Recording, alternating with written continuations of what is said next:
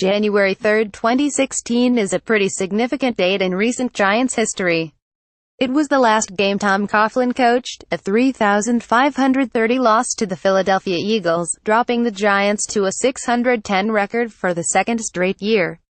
It was also the last time the Giants offense scored 30 points in a game. The 30-point threshold is a rare feat to accomplish for Big Blue these days, but not so much the rest of the league. Since the start of the 2016 season, the Giants are one of just 3 teams, also the Cleveland Browns and Chicago Bears, to have failed to score 30 points in a regular season game. Every other team in the league has managed to accomplish that feat at least twice in that time frame. It is perhaps the most striking stat of the Ben McAdoo era, especially considering the Giants had a top 10 offense under his tutelage as offensive coordinator for 2 seasons. The Giants ranked 6th in points scored and 8th in yards per game in 2015. They scored at least 30 points in 7 games that season, accounting for 5 of their 6 wins.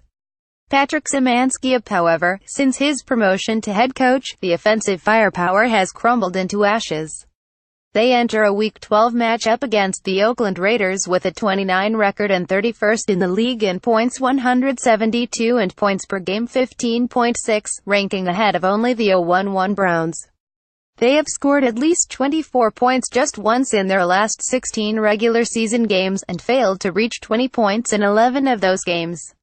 "We're not playing great football offensively," said Eli Manning the day after a 2010 loss to Washington. "It's not the style of football I'm used to playing. Not being able to complete the ball, so yeah, it's frustrating. It's tough." Of course, you cannot ignore the numerous injuries the Giants have sustained this year, particularly losing All-Pro wide receiver Odell Beckham Jr. and veteran Brandon Marshall for the season in Week 5. Wide receiver Sterling Shepard has also missed 4 games, while the offensive line has been a revolving door of new boss and guys switching positions. Still, the Giants have a 2-time Super Bowl champion in Manning, but even he has not been the best quarterback who calls MetLife Stadium home this season. Al Belichick's Image's 38-year-old journeyman Josh McCown has led the Jets to 4 wins and has thrown more to count 17 and for a higher completion percentage 67.5 than Manning, 14 TDs, 62.5 completion percentage thus far this season.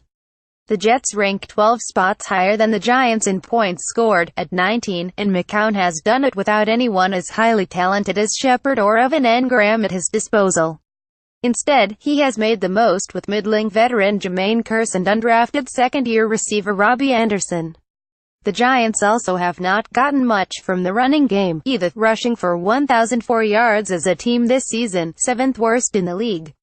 The Giants have tried different regimes, too, adjusting the offense for Manning to get the ball out quicker behind a shoddy offensive line and McAdoo relinquishing play-calling duties to offensive coordinator Mike Sullivan. While those moves may have helped a little bit, they have ultimately proven to be fruitless. Last week, Manning said the remaining 5 games were going to be about pride, and with jobs on the line, the Giants will need to show some sort of progress and level of respectability, or there will be a lot of new faces around next season. "We got to be committed and all in," Manning said, "and do everything you can these last 5 games to make sure we get a better product on the field."